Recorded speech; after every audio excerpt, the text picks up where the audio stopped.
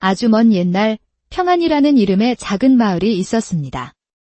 그 마을은 이름처럼 평화로웠지만 유독 가난에 시달리는 한 머슴 부부가 살고 있었지요. 유난히 비바람이 몰아치던 여름 장마의 한가운데 온 세상을 집어삼킬 듯한 천둥 소리가 울려 퍼지던 바로 그 밤이었습니다. 낡고 작은 머슴의 방 안에서 한 여인이 거친 숨을 몰아쉬며 새 생명을 낳고 있었습니다. 그리고 마침내 하늘을 찢는 번갯불과 함께 아이의 첫 울음소리가 터져 나왔습니다. 그런데 그 울음소리가 예사롭지 않았습니다. 쩌렁쩌렁한 천둥소리마저 삼켜버릴 듯한 우렁찬 울음이 마을 전체를 뒤흔들었습니다. 집집마다 문짝이 덜컹거리고 지저대던 개들조차 꼬리를 내리고 낑낑거리며 숨어버릴 정도였지요. 아기를 받아든 산파 할머니는 그만 놀라 뒤로 주저앉고 말았습니다. 새하얗게 질린 얼굴로 떨리는 목소리로 말했습니다. 세상에 이게 어찌 된 일인꼬. 갓난아이가 아니라 장정의 기운을 품었구나. 보통 아기 둘을 합쳐도 이만하지는 않겠어. 아이는 보통 아기보다 2배는 더 컸고 갓 태어났다고는 믿기지 않을 만큼 단단한 몸집에 맑고 힘찬 눈빛을 하고 있었습니다. 부인, 이 아이는 참으로 범상치가 않습니다. 하늘이 내린 아이임이 틀림없습니다. 아이의 어미는 양반댁마님이 아니었습니다. 대대로 머슴살이를 해온 박서방의 가난한 아내였습니다. 몰락한 양반가의 후손이었으나 이제는 이름뿐인 처지였지요. 박서방은 땀으로 축축한 아내의 손을 꼭 잡고 커다란 아기를 경이로운 눈빛으로 내려다보았습니다. 여보, 두려워 마시오. 이 아이는 필시 하늘이 우리처럼 가난한 이들에게 내린 큰 선물이요. 이 아이는 보통 아이가 아니요. 그의 목소리는 가늘게 떨렸지만 그 안에는 깊은 확신과 희망이 담겨 있었습니다. 소란에 놀란 마을 사람들이 하나둘씩 박서방의 집 앞으로 모여들기 시작했습니다. 아니, 저 머슴방에서 대체 무슨 일이 난 게야? 천둥이 집에 떨어진 줄 알았네? 천둥 소리가 아니라 박서방네 아기 울음소리였다고 하더군. 갓난아기 울음이 어찌 저럴 수 있담. 사람들은 수군거렸고 몇몇은 불길한 징조라며 고개를 저었습니다. 하지만 박서방은 흔들리지 않았습니다. 그는 아이를 품에 안고 빗줄기가 쏟아지는 하늘을 우러러보며 선언했습니다. 이 아이의 이름은 화영이라 하겠소.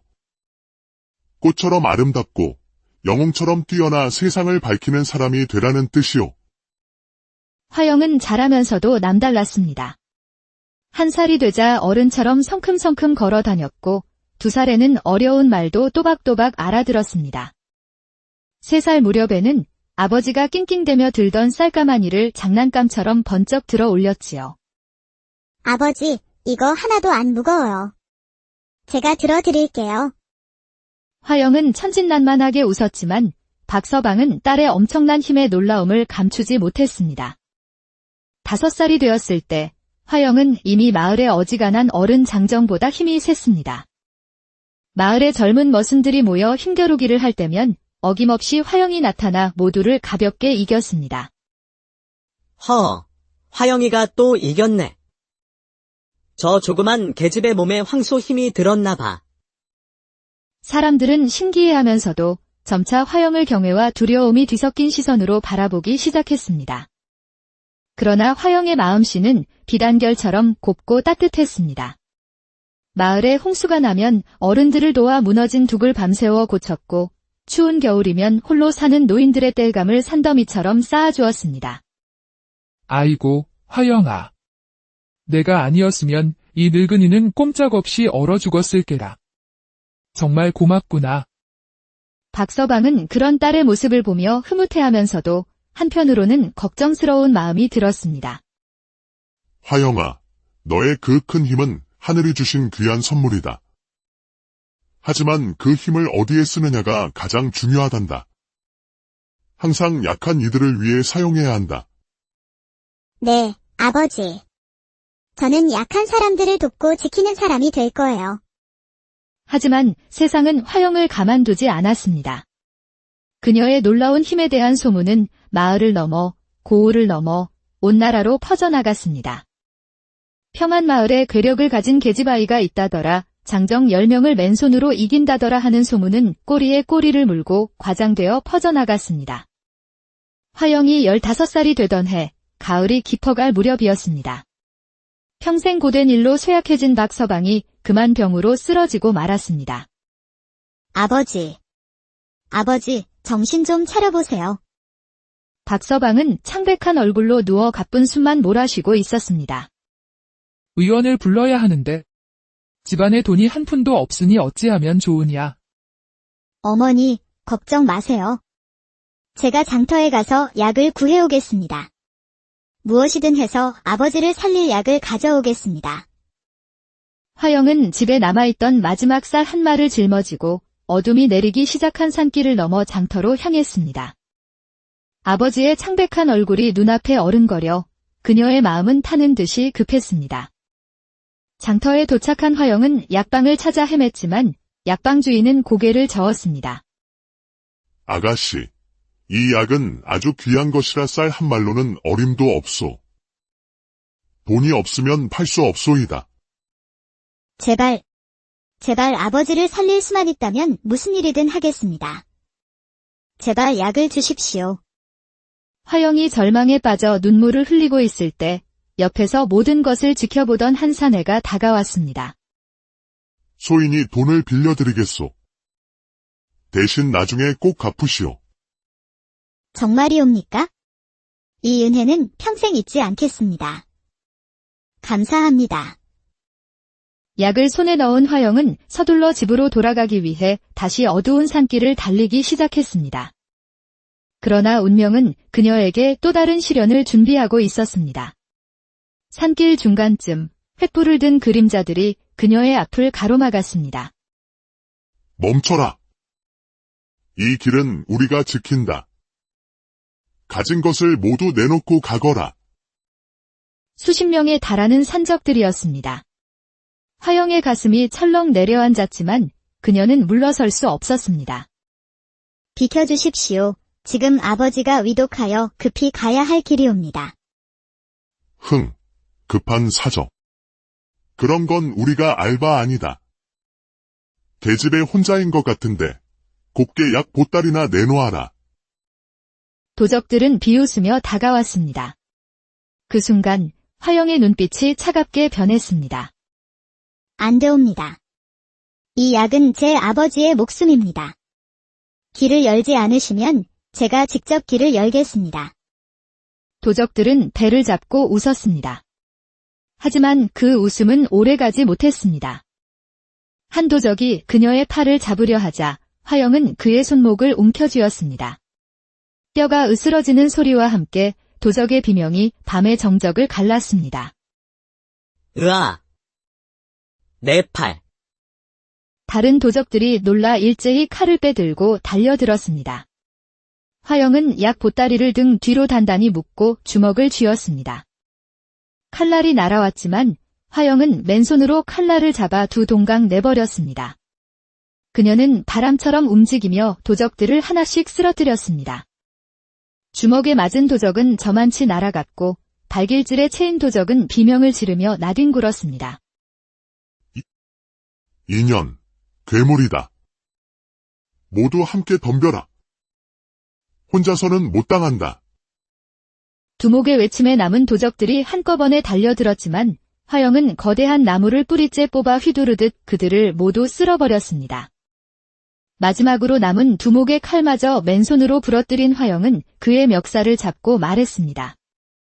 다시는 약한 사람들을 괴롭히지 마시오. 다음에는 용서하지 않겠습니다. 그녀는 두목을 종이 인형처럼 들어 산 아래로 던져버렸습니다. 산길에 정적이 찾아오자 화영은 숨을 고르며 무사한 약 보따리를 확인하고 다시 집을 향해 달렸습니다.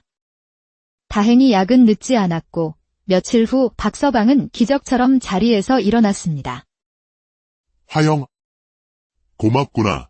내 딸 은혜가 나를 살렸구나. 그러나 화영은 알지 못했습니다. 그날 밤 산에서의 싸움이 소문이 되어 온 나라에 퍼지고 있다는 것을 말입니다.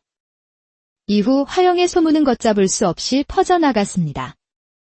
어느 날 아침, 마을 어귀에 낯선 무리가 나타났습니다. 그들의 우두머리로 보이는 사내는 덩치가 크고 눈빛이 날카로웠습니다. 그는 자신을 전국의 장터를 도는 보부상 무리의 대표, 박진수라고 소개했습니다. 화영 낭자를 찾아왔소이다. 낭자의 힘에 대한 소문을 들었소. 소녀를 무슨 일로 찾으시는지요? 낭자, 요즘 간악한 무리들이 우리 같은 선량한 상인들을 겁박하고 상권을 빼앗고 있소. 낭자의 힘이 필요하오. 우리와 함께하여 그들을 물리치고 상권을 되찾아 주시오. 화영은 처음에는 거절했습니다. 싸움을 좋아하지 않았기 때문입니다. 하지만 박진수는 그녀의 가난한 집안 형편을 언급하며 설득했습니다. 낭자의 힘으로 정당하게 돈을 벌어 아버님의 병환도 치료하고 가족을 편히 모실 수 있소. 이것은 약자를 돕는 또 다른 길이 될 것이오. 며칠을 고민하던 화영은 마침내 결심했습니다. 그녀는 박진수에게 한 가지 조건을 걸었습니다. 좋습니다. 당신들과 함께 하겠습니다. 하지만 조건이 있습니다. 절대로 약한 사람들을 해치지 않겠다고 약속하십시오. 우리는 오직 악한 자들로부터 선량한 이들을 지킬 뿐입니다. 약속하겠소. 낭자께서 우리의 두목이 되어 주신다면 우리는 낭자의 뜻을 하늘처럼 따르겠소이다. 그 순간 박진수와 그의 무리는 일제히 화영 앞에 무릎을 꿇었습니다. 두목님, 저희를 이끌어 주십시오. 그렇게 머슴의 딸 화영은 조선 최초의 여두목이 되었습니다. 그녀는 무리를 이끌고 전국의 장터를 돌며 상인들을 괴롭히는 왈패들을 차례차례 제압했습니다. 화영의 이름 앞에서는 그 어떤 왈패도 맥을 추지 못했습니다. 그녀의 명성은 날이 갈수록 높아졌고 밤마다 머슴 출신의 남정네들이 그녀의 무리에 합류하기 위해 찾아왔습니다. 그러나 화영의 명성이 높아질수록 그녀를 시기하는 자도 나타났습니다. 바로 흑천이라 불리는 전국 장터를 공포로 지배하던 악명 높은 두목이었습니다. 감히 계집애 따위가 내 영역을 침범해. 좋다. 내가 직접 그년의 버르장머리를 고쳐주마. 며칠 후 한양 근처 가장 큰 장터에서 두 사람이 마주쳤습니다. 장터의 모든 사람들이 숨을 죽이고 그들을 지켜보았습니다. 내년이 화영이냐? 계집 주제에 두목 행세를 하다니 오늘 내 손에 죽을 줄 알아라. 소녀는 싸움을 원치 않습니다. 물러나 주십시오. 흑천은 비웃으며 집채만 한 주먹을 휘둘렀습니다. 두 사람의 싸움은 땅이 흔들릴 정도로 격렬했습니다. 두 주먹이 부딪힐 때마다 천둥 같은 소리가 울려 퍼졌고 사람들은 공포에 질려 멀리 물러났습니다. 마침내 화영은 흑천의 빈틈을 발견했습니다. 그녀는 흑천의 팔을 잡아 그의 거대한 몸을 번쩍 들어 올렸습니다. 이럴 수가. 나를 들었단 말이냐? 이제 그만하시지요. 더 이상은 용서하지 않겠습니다. 화영은 그를 땅에 내리꽂았습니다. 엄청난 소리와 함께 땅이 갈라졌고 흑천은 숨이 끊어져 쓰러졌습니다. 잠시의 침묵 후 장터는 엄청난 환호성으로 가득 찼습니다. 화영 낭자가 이겼다. 흑천을 물리쳤다. 만세! 그러나 화영의 얼굴은 굳어 있었습니다. 그녀는 자신의 손으로 사람을 죽였다는 사실에 깊은 충격과 슬픔에 빠졌습니다. 떨리는 목소리로 소녀가 사람을 죽였나이다. 두목님, 이것은 두목님의 잘못이 아니옵니다. 저 악한 자로부터 수많은 백성들을 구하신 것입니다. 이것은 정당한 싸움이었사옵니다. 그날 이후 화영의 이름은 조선에서 모르는 사람이 없는 전설이 되었습니다. 화영의 무리는 조선의 모든 상권을 장악했지만 그녀는 초심을 잃지 않았습니다. 그녀는 무리의 규칙을 정했습니다. 가난한 백성들에게서는 돈을 받지 않고 부자들에게서만 정당한 대가를 받되 그 수익의 절반은 반드시 백성을 돕는 데 사용한다는 것이었습니다. 흉년이 든 곳에는 곡식을 보내고 병든 자들에게는 약을 나누어 주었습니다. 백성들은 그녀를 살아있는 보살이라 칭송했습니다. 그러나 그녀의 선행은 부패한 양반들과 관리들의 심기를 건드렸습니다. 그들은 자신들의 이익이 줄어들자 화영을 wal패의 두목이라는 죄목으로 관아에 고발했습니다. 결국 화영은 관군에게 체포되었습니다. 그녀는 자신의 무리에게 저항하지 말 것을 명했습니다. 관군과 싸우면 우리가 역적이 되옵니다. 저는 잘못한 것이 없으니 순순히 따르겠습니다.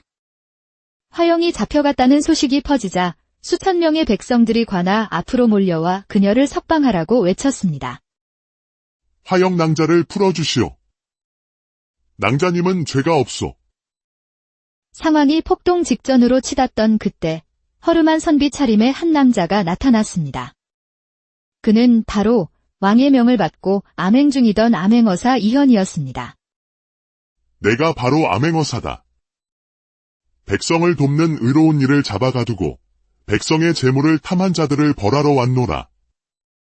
암행어사는 즉시 화영을 석방하고 부패한 양반들과 관리들을 모두 처벌했습니다. 그리고 화영의 이야기를 임금님께 전했습니다. 이야기를 들은 임금은 크게 감동하여 화영을 궁궐로 불렀습니다. 네가 바로 화영이냐? 너의 의로운 마음에 짐이 감동하였다. 여인에게 벼슬을 내릴 수는 없으나 너에게 조선의 인삼무역권과 청나라와의 교역권을 내리겠노라. 그 권리로 정당하게 불을 쌓아 지금처럼 백성들을 계속 도우라. 성은이 만극하옵니다. 전하. 임금의 특권을 받은 화영은 조선 최고의 거상이 되었습니다. 그녀는 엄청난 부를 쌓았지만 그 모든 것을 백성들을 위해 사용했습니다. 그녀가 사는 마을은 희망터라 불리며 가난하고 병든 자들의 마지막 안식처가 되었습니다. 세월이 흘러 화영은 할머니가 되었습니다. 어느 봄날 그녀는 희망터의 아이들을 모아놓고 자신의 이야기를 들려주었습니다. 얘들아, 진정으로 강한 것은 힘이 아니라 남을 도우려는 따뜻한 마음이란다. 너희도 커서 누군가를 도울 수 있는 사람이 되거라. 네, 할머니. 꼭 그렇게 될게요. 머슴의 딸로 태어나 조선 최초의 여두목이 되고 마침내 백성들의 어머니가 된 화영. 그녀의 전설은 힘이 아닌 마음의 위대함을 이야기하며 오늘날까지도 우리 마음속에 영원히 살아 숨쉬고 있습니다. 아주 먼 옛날 평안이라는 이름의 작은 마을이 있었습니다. 그 마을은 이름처럼 평화로웠지만 유독 가난에 시달리는 한 머슴 부부가 살고 있었지요. 유난히 비바람이 몰아치던 여름 장마의 한가운데 온 세상을 집어삼킬 듯한 천둥 소리가 울려 퍼지던 바로 그 밤이었습니다. 낡고 작은 머슴의 방 안에서 한 여인이 거친 숨을 몰아쉬며 새 생명을 낳고 있었습니다. 그리고 마침내 하늘을 찢는 번갯불과 함께 아이의 첫 울음소리가 터져 나왔습니다. 그런데 그 울음소리가 예사롭지 않았습니다. 쩌렁쩌렁한 천둥소리마저 삼켜버릴 듯한 우렁찬 울음이 마을 전체를 뒤흔들었습니다.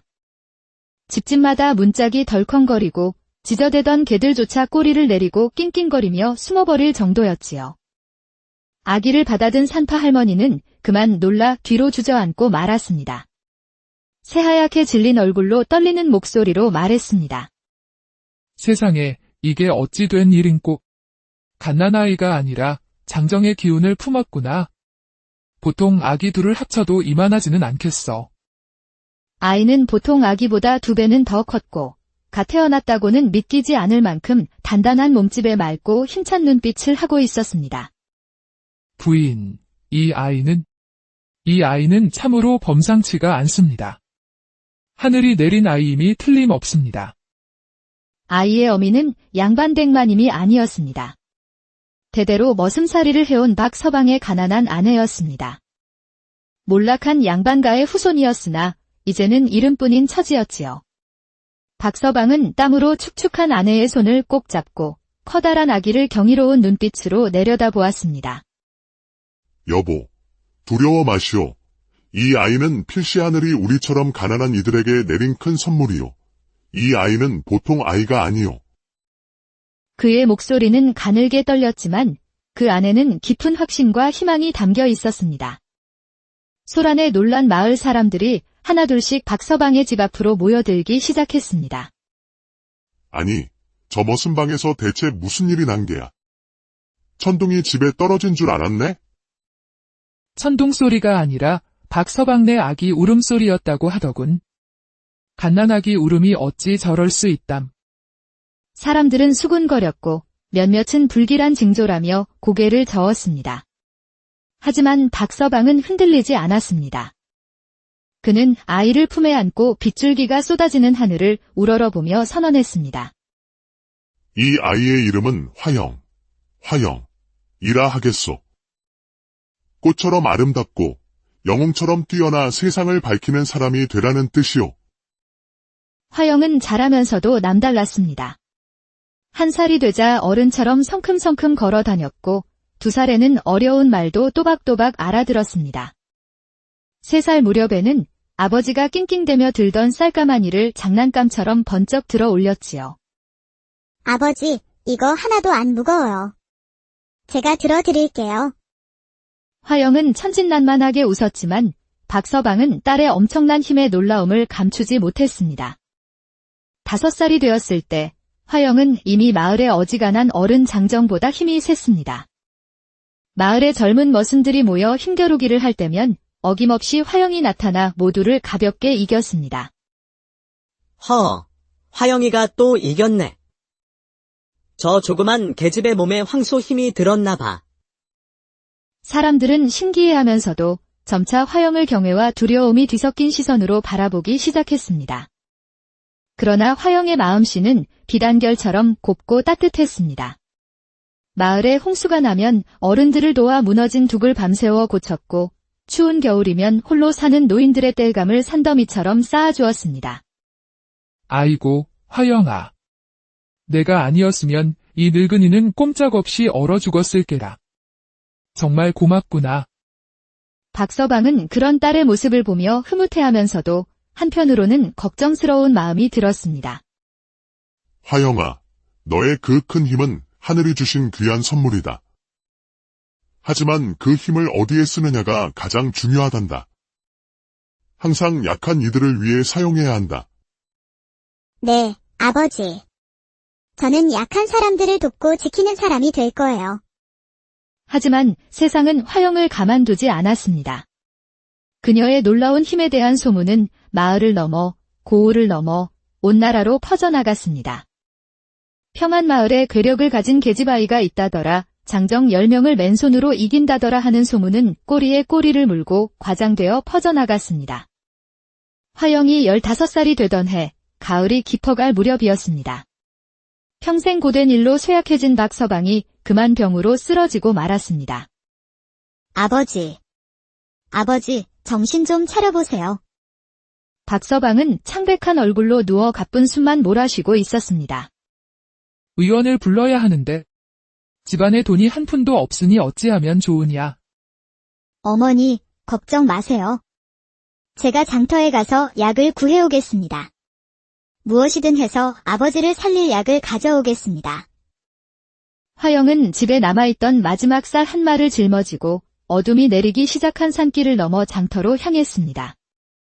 아버지의 창백한 얼굴이 눈앞에 어른거려 그녀의 마음은 타는 듯이 급했습니다. 장터에 도착한 화영은 약방을 찾아 헤맸지만 약방 주인은 고개를 저었습니다. 아가씨, 이 약은 아주 귀한 것이라 쌀 한 말로는 어림도 없소. 돈이 없으면 팔 수 없소이다. 제발 아버지를 살릴 수만 있다면 무슨 일이든 하겠습니다. 제발 약을 주십시오. 화영이 절망에 빠져 눈물을 흘리고 있을 때 옆에서 모든 것을 지켜보던 한 사내가 다가왔습니다. 소인이 돈을 빌려드리겠소. 대신 나중에 꼭 갚으시오. 정말이옵니까? 이 은혜는 평생 잊지 않겠습니다. 감사합니다. 약을 손에 넣은 화영은 서둘러 집으로 돌아가기 위해 다시 어두운 산길을 달리기 시작했습니다. 그러나 운명은 그녀에게 또 다른 시련을 준비하고 있었습니다. 산길 중간쯤 횃불을 든 그림자들이 그녀의 앞을 가로막았습니다. 멈춰라. 이 길은 우리가 지킨다. 가진 것을 모두 내놓고 가거라. 수십 명에 달하는 산적들이었습니다. 화영의 가슴이 철렁 내려앉았지만 그녀는 물러설 수 없었습니다. 비켜주십시오. 지금 아버지가 위독하여 급히 가야 할 길이옵니다. 급한 사정. 그런 건 우리가 알 바 아니다. 계집애 혼자인 것 같은데 곱게 약 보따리나 내놓아라. 도적들은 비웃으며 다가왔습니다. 그 순간 화영의 눈빛이 차갑게 변했습니다. 안 되옵니다. 이 약은 제 아버지의 목숨입니다. 길을 열지 않으시면 제가 직접 길을 열겠습니다. 도적들은 배를 잡고 웃었습니다. 하지만 그 웃음은 오래가지 못했습니다. 한 도적이 그녀의 팔을 잡으려 하자 화영은 그의 손목을 움켜쥐었습니다. 뼈가 으스러지는 소리와 함께 도적의 비명이 밤의 정적을 갈랐습니다. 으아! 내 팔! 다른 도적들이 놀라 일제히 칼을 빼들고 달려들었습니다. 화영은 약 보따리를 등 뒤로 단단히 묶고 주먹을 쥐었습니다. 칼날이 날아왔지만 화영은 맨손으로 칼날을 잡아 두 동강 내버렸습니다. 그녀는 바람처럼 움직이며 도적들을 하나씩 쓰러뜨렸습니다. 주먹에 맞은 도적은 저만치 날아갔고 발길질에 채인 도적은 비명을 지르며 나뒹굴었습니다. 인연, 괴물이다. 모두 함께 덤벼라. 혼자서는 못 당한다. 두목의 외침에 남은 도적들이 한꺼번에 달려들었지만 화영은 거대한 나무를 뿌리째 뽑아 휘두르듯 그들을 모두 쓸어버렸습니다. 마지막으로 남은 두목의 칼마저 맨손으로 부러뜨린 화영은 그의 멱살을 잡고 말했습니다. 다시는 약한 사람들을 괴롭히지 마시오. 다음에는 용서하지 않겠습니다. 그녀는 두목을 종이 인형처럼 들어 산 아래로 던져버렸습니다. 산길에 정적이 찾아오자 화영은 숨을 고르며 무사한 약 보따리를 확인하고 다시 집을 향해 달렸습니다. 다행히 약은 늦지 않았고 며칠 후 박서방은 기적처럼 자리에서 일어났습니다. 화영. 고맙구나. 내 딸 은혜가 나를 살렸구나. 그러나 화영은 알지 못했습니다. 그날 밤 산에서의 싸움이 소문이 되어온 나라에 퍼지고 있다는 것을 말입니다. 이후 화영의 소문은 걷잡을 수 없이 퍼져나갔습니다. 어느 날 아침, 마을 어귀에 낯선 무리가 나타났습니다. 그들의 우두머리로 보이는 사내는 덩치가 크고 눈빛이 날카로웠습니다. 그는 자신을 전국의 장터를 도는 보부상 무리의 대표, 박진수라고 소개했습니다. 화영 낭자를 찾아왔소이다. 낭자의 힘에 대한 소문을 들었소. 소녀를 무슨 일로 찾으시는지요? 낭자, 요즘 간악한 무리들이 우리 같은 선량한 상인들을 겁박하고 상권을 빼앗고 있소. 낭자의 힘이 필요하오. 우리와 함께하여 그들을 물리치고 상권을 되찾아 주시오. 화영은 처음에는 거절했습니다. 싸움을 좋아하지 않았기 때문입니다. 하지만 박진수는 그녀의 가난한 집안 형편을 언급하며 설득했습니다. 낭자의 힘으로 정당하게 돈을 벌어 아버님의 병환도 치료하고 가족을 편히 모실 수 있소. 이것은 약자를 돕는 또 다른 길이 될 것이오. 며칠을 고민하던 화영은 마침내 결심했습니다. 그녀는 박진수에게 한 가지 조건을 걸었습니다. 좋습니다. 당신들과 함께 하겠습니다. 하지만 조건이 있습니다. 절대로 약한 사람들을 해치지 않겠다고 약속하십시오.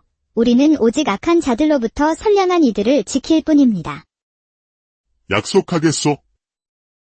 낭자께서 우리의 두목이 되어 주신다면 우리는 낭자의 뜻을 하늘처럼 따르겠소이다. 그 순간 박진수와 그의 무리는 일제히 화영 앞에 무릎을 꿇었습니다. 두목님, 저희를 이끌어 주십시오. 그렇게 머슴의 딸 화영은 조선 최초의 여두목이 되었습니다. 그녀는 무리를 이끌고 전국의 장터를 돌며 상인들을 괴롭히는 왈패들을 차례차례 제압했습니다. 화영의 이름 앞에서는 그 어떤 왈패도 맥을 추지 못했습니다. 그녀의 명성은 날이 갈수록 높아졌고 밤마다 머슴 출신의 남정네들이 그녀의 무리에 합류하기 위해 찾아왔습니다. 그러나 화영의 명성이 높아질수록 그녀를 시기하는 자도 나타났습니다. 바로 흑천이라 불리는 전국 장터를 공포로 지배하던 악명 높은 두목이었습니다. 감히 계집애 따위가 내 영역을 침범해. 좋다. 내가 직접 그년의 버르장머리를 고쳐주마. 며칠 후 한양 근처 가장 큰 장터에서 두 사람이 마주쳤습니다. 장터의 모든 사람들이 숨을 죽이고 그들을 지켜보았습니다. 내년이 화영이냐? 계집 주제에 두목 행세를 하다니 오늘 내 손에 죽을 줄 알아라. 소녀는 싸움을 원치 않습니다. 물러나 주십시오. 흑천은 비웃으며 집채만 한 주먹을 휘둘렀습니다. 두 사람의 싸움은 땅이 흔들릴 정도로 격렬했습니다. 두 주먹이 부딪힐 때마다 천둥 같은 소리가 울려 퍼졌고 사람들은 공포에 질려 멀리 물러났습니다. 마침내 화영은 흑천의 빈틈을 발견했습니다. 그녀는 흑천의 팔을 잡아 그의 거대한 몸을 번쩍 들어 올렸습니다. 이럴 수가. 나를 들었단 말이냐? 이제 그만하시지요. 더 이상은 용서하지 않겠습니다. 화영은 그를 땅에 내리꽂았습니다. 엄청난 소리와 함께 땅이 갈라졌고 흑천은 숨이 끊어져 쓰러졌습니다. 잠시의 침묵 후 장터는 엄청난 환호성으로 가득 찼습니다. 화영 낭자가 이겼다. 흑천을 물리쳤다. 만세! 그러나 화영의 얼굴은 굳어 있었습니다. 그녀는 자신의 손으로 사람을 죽였다는 사실에 깊은 충격과 슬픔에 빠졌습니다. 떨리는 목소리로 소녀가 사람을 죽였나이다. 두목님, 이것은 두목님의 잘못이 아니옵니다. 저 악한 자로부터 수많은 백성들을 구하신 것입니다. 이것은 정당한 싸움이었사옵니다. 그날 이후 화영의 이름은 조선에서 모르는 사람이 없는 전설이 되었습니다. 화영의 무리는 조선의 모든 상권을 장악했지만 그녀는 초심을 잃지 않았습니다. 그녀는 무리의 규칙을 정했습니다. 가난한 백성들에게서는 돈을 받지 않고 부자들에게서만 정당한 대가를 받되 그 수익의 절반은 반드시 백성을 돕는 데 사용한다는 것이었습니다. 흉년이 든 곳에는 곡식을 보내고 병든 자들에게는 약을 나누어 주었습니다. 백성들은 그녀를 살아있는 보살이라 칭송했습니다. 그러나 그녀의 선행은 부패한 양반들과 관리들의 심기를 건드렸습니다. 그들은 자신들의 이익이 줄어들자 화영을 왈패의 두목이라는 죄목으로 관아에 고발했습니다. 결국 화영은 관군에게 체포되었습니다. 그녀는 자신의 무리에게 저항하지 말 것을 명했습니다. 관군과 싸우면 우리가 역적이 되옵니다. 저는 잘못한 것이 없으니 순순히 따르겠습니다. 화영이 잡혀갔다는 소식이 퍼지자 수천 명의 백성들이 관아 앞으로 몰려와 그녀를 석방하라고 외쳤습니다. 화영 낭자를 풀어주시오. 낭자님은 죄가 없소. 상황이 폭동 직전으로 치닫던 그때 허름한 선비 차림의 한 남자가 나타났습니다. 그는 바로 왕의 명을 받고 암행 중이던 암행어사 이현이었습니다. 내가 바로 암행어사다. 백성을 돕는 의로운 일을 잡아가두고 백성의 재물을 탐한 자들을 벌하러 왔노라. 암행어사는 즉시 화영을 석방하고 부패한 양반들과 관리들을 모두 처벌했습니다. 그리고 화영의 이야기를 임금님께 전했습니다. 이야기를 들은 임금은 크게 감동하여 화영을 궁궐로 불렀습니다. 네가 바로 화영이냐? 너의 의로운 마음에 짐이 감동하였다. 여인에게 벼슬을 내릴 수는 없으나 너에게 조선의 인삼무역권과 청나라와의 교역권을 내리겠노라. 그 권리로 정당하게 불을 쌓아 지금처럼 백성들을 계속 도우라. 성은이 만극하옵니다. 전하. 임금의 특권을 받은 화영은 조선 최고의 거상이 되었습니다. 그녀는 엄청난 부를 쌓았지만 그 모든 것을 백성들을 위해 사용했습니다. 그녀가 사는 마을은 희망터라 불리며 가난하고 병든 자들의 마지막 안식처가 되었습니다. 세월이 흘러 화영은 할머니가 되었습니다. 어느 봄날 그녀는 희망터에 아이들을 모아놓고 자신의 이야기를 들려주었습니다. 얘들아, 진정으로 강한 것은 힘이 아니라 남을 도우려는 따뜻한 마음이란다. 너희도 커서 누군가를 도울 수 있는 사람이 되거라. 네, 할머니. 꼭 그렇게 될게요. 머슴의 딸로 태어나 조선 최초의 여두목이 되고 마침내 백성들의 어머니가 된 화영. 그녀의 전설은 힘이 아닌 마음의 위대함을 이야기하며 오늘날까지도 우리 마음속에 영원히 살아 숨쉬고 있습니다. 아주 먼 옛날 평안이라는 이름의 작은 마을이 있었습니다. 그 마을은 이름처럼 평화로웠지만 유독 가난에 시달리는 한 머슴 부부가 살고 있었지요. 유난히 비바람이 몰아치던 여름 장마의 한가운데 온 세상을 집어삼킬 듯한 천둥 소리가 울려 퍼지던 바로 그 밤이었습니다. 낡고 작은 머슴의 방 안에서 한 여인이 거친 숨을 몰아쉬며 새 생명을 낳고 있었습니다. 그리고 마침내 하늘을 찢는 번갯불과 함께 아이의 첫 울음소리가 터져 나왔습니다. 그런데 그 울음소리가 예사롭지 않았습니다. 쩌렁쩌렁한 천둥소리마저 삼켜버릴 듯한 우렁찬 울음이 마을 전체를 뒤흔들었습니다. 집집마다 문짝이 덜컹거리고 지저대던 개들조차 꼬리를 내리고 낑낑거리며 숨어버릴 정도였지요. 아기를 받아든 산파 할머니는 그만 놀라 뒤로 주저앉고 말았습니다. 새하얗게 질린 얼굴로 떨리는 목소리로 말했습니다. 세상에, 이게 어찌 된 일인꼬. 갓난아이가 아니라 장정의 기운을 품었구나. 보통 아기 둘을 합쳐도 이만하지는 않겠어. 아이는 보통 아기보다 2배는 더 컸고 갓 태어났다고는 믿기지 않을 만큼 단단한 몸집에 맑고 힘찬 눈빛을 하고 있었습니다. 부인, 이 아이는 참으로 범상치가 않습니다. 하늘이 내린 아이임이 틀림없습니다. 아이의 어미는 양반댁마님이 아니었습니다. 대대로 머슴살이를 해온 박서방의 가난한 아내였습니다. 몰락한 양반가의 후손이었으나 이제는 이름뿐인 처지였지요. 박서방은 땀으로 축축한 아내의 손을 꼭 잡고 커다란 아기를 경이로운 눈빛으로 내려다보았습니다. 여보, 두려워 마시오. 이 아이는 필시 하늘이 우리처럼 가난한 이들에게 내린 큰 선물이요. 이 아이는 보통 아이가 아니요. 그의 목소리는 가늘게 떨렸지만 그 안에는 깊은 확신과 희망이 담겨 있었습니다. 소란에 놀란 마을 사람들이 하나둘씩 박서방의 집 앞으로 모여들기 시작했습니다. 아니, 저 머슴방에서 대체 무슨 일이 난 게야? 천둥이 집에 떨어진 줄 알았네? 천둥소리가 아니라 박서방네 아기 울음소리였다고 하더군. 갓난아기 울음이 어찌 저럴 수 있담. 사람들은 수군거렸고 몇몇은 불길한 징조라며 고개를 저었습니다. 하지만 박서방은 흔들리지 않았습니다. 그는 아이를 품에 안고 빗줄기가 쏟아지는 하늘을 우러러보며 선언했습니다. 이 아이의 이름은 화영이라 하겠소. 꽃처럼 아름답고 영웅처럼 뛰어나 세상을 밝히는 사람이 되라는 뜻이오. 화영은 자라면서도 남달랐습니다.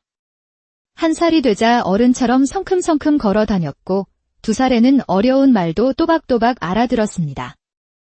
3살 무렵에는 아버지가 낑낑대며 들던 쌀가마니를 장난감처럼 번쩍 들어 올렸지요. 아버지, 이거 하나도 안 무거워요. 제가 들어드릴게요. 화영은 천진난만하게 웃었지만 박서방은 딸의 엄청난 힘에 놀라움을 감추지 못했습니다. 5살이 되었을 때 화영은 이미 마을의 어지간한 어른 장정보다 힘이 셌습니다. 마을의 젊은 머슴들이 모여 힘겨루기를 할 때면 어김없이 화영이 나타나 모두를 가볍게 이겼습니다. 화영이가 또 이겼네. 저 조그만 계집의 몸에 황소 힘이 들었나 봐. 사람들은 신기해하면서도 점차 화영을 경외와 두려움이 뒤섞인 시선으로 바라보기 시작했습니다. 그러나 화영의 마음씨는 비단결처럼 곱고 따뜻했습니다. 마을에 홍수가 나면 어른들을 도와 무너진 둑을 밤새워 고쳤고 추운 겨울이면 홀로 사는 노인들의 땔감을 산더미처럼 쌓아주었습니다. 아이고, 화영아. 내가 아니었으면 이 늙은이는 꼼짝없이 얼어 죽었을 게라. 정말 고맙구나. 박서방은 그런 딸의 모습을 보며 흐뭇해하면서도 한편으로는 걱정스러운 마음이 들었습니다. 화영아, 너의 그 큰 힘은 하늘이 주신 귀한 선물이다. 하지만 그 힘을 어디에 쓰느냐가 가장 중요하단다. 항상 약한 이들을 위해 사용해야 한다. 네, 아버지. 저는 약한 사람들을 돕고 지키는 사람이 될 거예요. 하지만 세상은 화영을 가만두지 않았습니다. 그녀의 놀라운 힘에 대한 소문은 마을을 넘어 고을을 넘어 온 나라로 퍼져나갔습니다. 평안마을에 괴력을 가진 계집아이가 있다더라, 장정 10명을 맨손으로 이긴다더라 하는 소문은 꼬리에 꼬리를 물고 과장되어 퍼져나갔습니다. 화영이 15살이 되던 해, 가을이 깊어갈 무렵이었습니다. 평생 고된 일로 쇠약해진 박서방이 그만 병으로 쓰러지고 말았습니다. 아버지, 정신 좀 차려보세요. 박서방은 창백한 얼굴로 누워 가쁜 숨만 몰아쉬고 있었습니다. 의원을 불러야 하는데 집안에 돈이 한 푼도 없으니 어찌하면 좋으냐. 어머니, 걱정 마세요. 제가 장터에 가서 약을 구해오겠습니다. 무엇이든 해서 아버지를 살릴 약을 가져오겠습니다. 화영은 집에 남아있던 마지막 쌀 한 말을 짊어지고 어둠이 내리기 시작한 산길을 넘어 장터로 향했습니다. 아버지의 창백한 얼굴이 눈앞에 어른거려 그녀의 마음은 타는 듯이 급했습니다. 장터에 도착한 화영은 약방을 찾아 헤맸지만 약방 주인은 고개를 저었습니다. 아가씨, 이 약은 아주 귀한 것이라 쌀 한 말로는 어림도 없소. 돈이 없으면 팔 수 없소이다.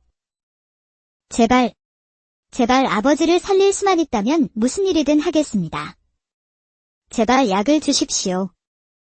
화영이 절망에 빠져 눈물을 흘리고 있을 때 옆에서 모든 것을 지켜보던 한 사내가 다가왔습니다. 소인이 돈을 빌려드리겠소.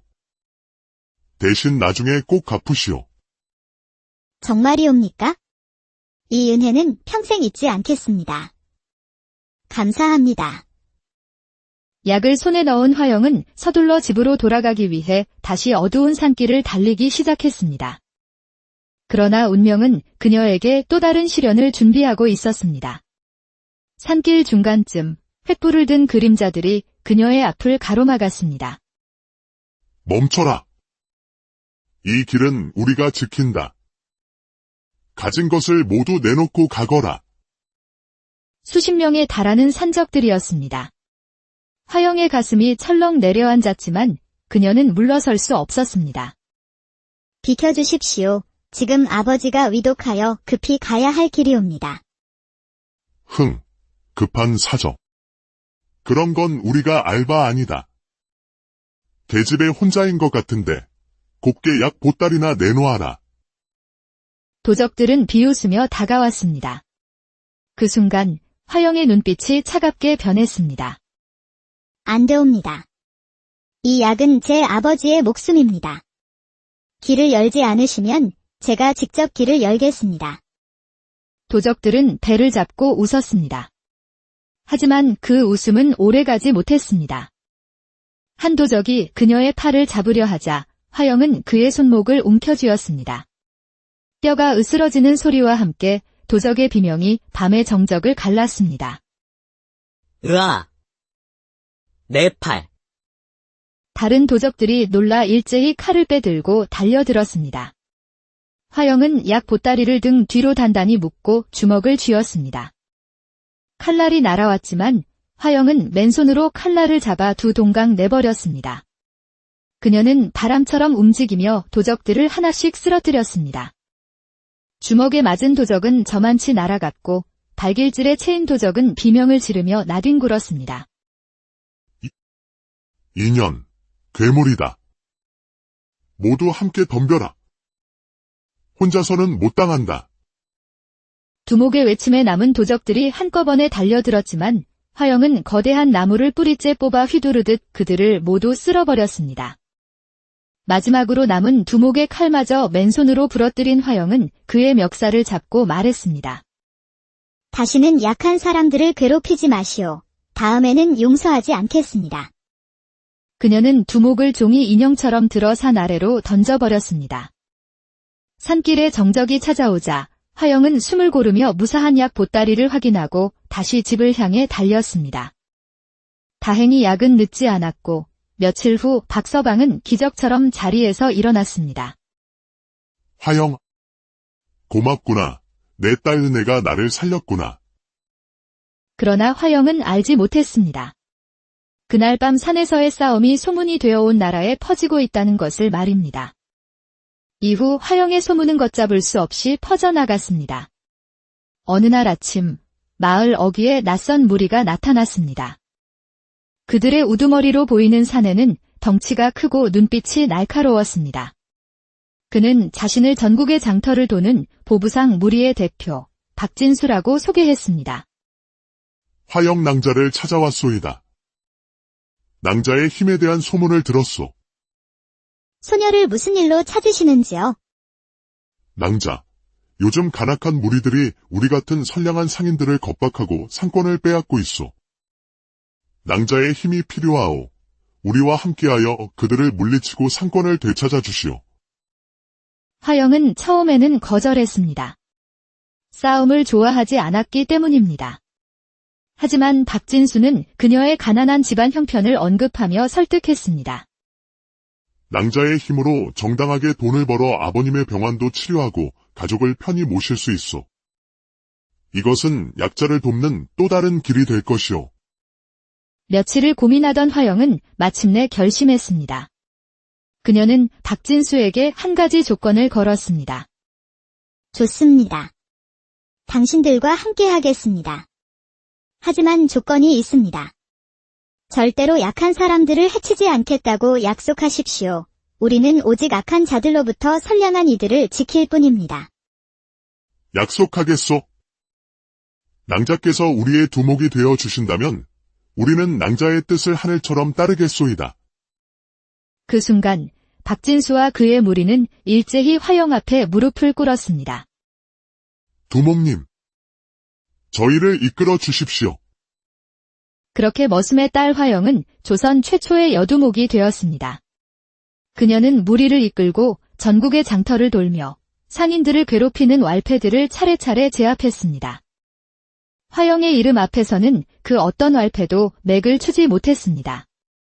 그녀의 명성은 날이 갈수록 높아졌고 밤마다 머슴 출신의 남정네들이 그녀의 무리에 합류하기 위해 찾아왔습니다. 그러나 화영의 명성이 높아질수록 그녀를 시기하는 자도 나타났습니다. 바로 흑천이라 불리는 전국 장터를 공포로 지배하던 악명 높은 두목이었습니다.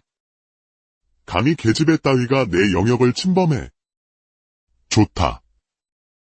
내가 직접 그년의 버르장머리를 고쳐주마. 며칠 후 한양 근처 가장 큰 장터에서 두 사람이 마주쳤습니다. 장터의 모든 사람들이 숨을 죽이고 그들을 지켜보았습니다. 내년이 화영이냐? 계집 주제에 두목 행세를 하다니 오늘 내 손에 죽을 줄 알아라. 소녀는 싸움을 원치 않습니다. 물러나 주십시오. 흑천은 비웃으며 집채만 한 주먹을 휘둘렀습니다. 두 사람의 싸움은 땅이 흔들릴 정도로 격렬했습니다. 두 주먹이 부딪힐 때마다 천둥 같은 소리가 울려 퍼졌고 사람들은 공포에 질려 멀리 물러났습니다. 마침내 화영은 흑천의 빈틈을 발견했습니다. 그녀는 흑천의 팔을 잡아 그의 거대한 몸을 번쩍 들어 올렸습니다. 이럴 수가. 나를 들었단 말이냐? 이제 그만하시지요. 더 이상은 용서하지 않겠습니다. 화영은 그를 땅에 내리꽂았습니다. 엄청난 소리와 함께 땅이 갈라졌고 흑천은 숨이 끊어져 쓰러졌습니다. 잠시의 침묵 후 장터는 엄청난 환호성으로 가득 찼습니다. 화영 낭자가 이겼다. 흑천을 물리쳤다. 만세! 그러나 화영의 얼굴은 굳어 있었습니다. 그녀는 자신의 손으로 사람을 죽였다는 사실에 깊은 충격과 슬픔에 빠졌습니다. 떨리는 목소리로 소녀가 사람을 죽였나이다. 두목님, 이것은 두목님의 잘못이 아니옵니다. 저 악한 자로부터 수많은 백성들을 구하신 것입니다. 이것은 정당한 싸움이었사옵니다. 그날 이후 화영의 이름은 조선에서 모르는 사람이 없는 전설이 되었습니다. 화영의 무리는 조선의 모든 상권을 장악했지만 그녀는 초심을 잃지 않았습니다. 그녀는 무리의 규칙을 정했습니다. 가난한 백성들에게서는 돈을 받지 않고 부자들에게서만 정당한 대가를 받되 그 수익의 절반은 반드시 백성을 돕는 데 사용한다는 것이었습니다. 흉년이 든 곳에는 곡식을 보내고 병든 자들에게는 약을 나누어 주었습니다. 백성들은 그녀를 살아있는 보살이라 칭송했습니다. 그러나 그녀의 선행은 부패한 양반들과 관리들의 심기를 건드렸습니다. 그들은 자신들의 이익이 줄어들자 화영을 wal패의 두목이라는 죄목으로 관아에 고발했습니다. 결국 화영은 관군에게 체포되었습니다. 그녀는 자신의 무리에게 저항하지 말 것을 명했습니다. 관군과 싸우면 우리가 역적이 되옵니다. 저는 잘못한 것이 없으니 순순히 따르겠습니다. 화영이 잡혀갔다는 소식이 퍼지자 수천 명의 백성들이 관아 앞으로 몰려와 그녀를 석방하라고 외쳤습니다. 화영 낭자를 풀어주시오. 낭자님은 죄가 없소. 상황이 폭동 직전으로 치닫던 그때 허름한 선비 차림의 한 남자가 나타났습니다. 그는 바로 왕의 명을 받고 암행 중이던 암행어사 이현이었습니다. 내가 바로 암행어사다. 백성을 돕는 의로운 일을 잡아가두고 백성의 재물을 탐한 자들을 벌하러 왔노라. 암행어사는 즉시 화영을 석방하고 부패한 양반들과 관리들을 모두 처벌했습니다. 그리고 화영의 이야기를 임금님께 전했습니다. 이야기를 들은 임금은 크게 감동하여 화영을 궁궐로 불렀습니다. 네가 바로 화영이냐? 너의 의로운 마음에 짐이 감동하였다. 여인에게 벼슬을 내릴 수는 없으나 너에게 조선의 인삼무역권과 청나라와의 교역권을 내리겠노라. 그 권리로 정당하게 불을 쌓아 지금처럼 백성들을 계속 도우라. 성은이 만극하옵니다. 전하. 임금의 특권을 받은 화영은 조선 최고의 거상이 되었습니다. 그녀는 엄청난 부를 쌓았지만 그 모든 것을 백성들을 위해 사용했습니다. 그녀가 사는 마을은 희망터라 불리며 가난하고 병든 자들의 마지막 안식처가 되었습니다. 세월이 흘러 화영은 할머니가 되었습니다. 어느 봄날 그녀는 희망터의 아이들을 모아놓고 자신의 이야기를 들려주었습니다. 얘들아, 진정으로 강한 것은 힘이 아니라 남을 도우려는 따뜻한 마음이란다. 너희도 커서 누군가를 도울 수 있는 사람이 되거라. 네, 할머니. 꼭 그렇게 될게요. 머슴의 딸로 태어나 조선 최초의 여두목이 되고 마침내 백성들의 어머니가 된 화영. 그녀의 전설은 힘이 아닌 마음의 위대함을 이야기하며 오늘날까지도 우리 마음속에 영원히 살아 숨쉬고 있습니다. 아주 먼 옛날 평안이라는 이름의 작은 마을이 있었습니다. 그 마을은 이름처럼 평화로웠지만 유독 가난에 시달리는 한머슴 부부가 살고 있었지요. 유난히 비바람이 몰아치던 여름 장마의 한가운데 온 세상을 집어삼킬 듯한 천둥 소리가 울려 퍼지던 바로 그 밤이었습니다. 낡고 작은 머슴의 방 안에서 한 여인이 거친 숨을 몰아쉬며 새 생명을 낳고 있었습니다. 그리고 마침내 하늘을 찢는 번갯불과 함께 아이의 첫 울음소리가 터져 나왔습니다.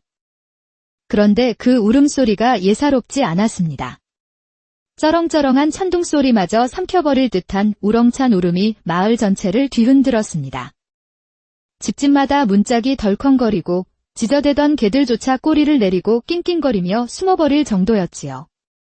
아기를 받아든 산파 할머니는 그만 놀라 뒤로 주저앉고 말았습니다. 새하얗게 질린 얼굴로 떨리는 목소리로 말했습니다. 세상에 이게 어찌 된 일인꼬. 갓난아이가 아니라 장정의 기운을 품었구나. 보통 아기 둘을 합쳐도 이만하지는 않겠어. 아이는 보통 아기보다 2배는 더 컸고 갓 태어났다고는 믿기지 않을 만큼 단단한 몸집에 맑고 힘찬 눈빛을 하고 있었습니다. 부인, 이 아이는 참으로 범상치가 않습니다. 하늘이 내린 아이임이 틀림없습니다. 아이의 어미는 양반댁마님이 아니었습니다. 대대로 머슴살이를 해온 박서방의 가난한 아내였습니다. 몰락한 양반가의 후손이었으나 이제는 이름뿐인 처지였지요. 박서방은 땀으로 축축한 아내의 손을 꼭 잡고 커다란 아기를 경이로운 눈빛으로 내려다보았습니다. 여보, 두려워 마시오. 이 아이는 필시 하늘이 우리처럼 가난한 이들에게 내린 큰 선물이요. 이 아이는 보통 아이가 아니요. 그의 목소리는 가늘게 떨렸지만 그 안에는 깊은 확신과 희망이 담겨 있었습니다. 소란에 놀란 마을 사람들이 하나둘씩 박서방의 집 앞으로 모여들기 시작했습니다. 아니, 저 머슴방에서 대체 무슨 일이 난 게야? 천둥이 집에 떨어진 줄 알았네?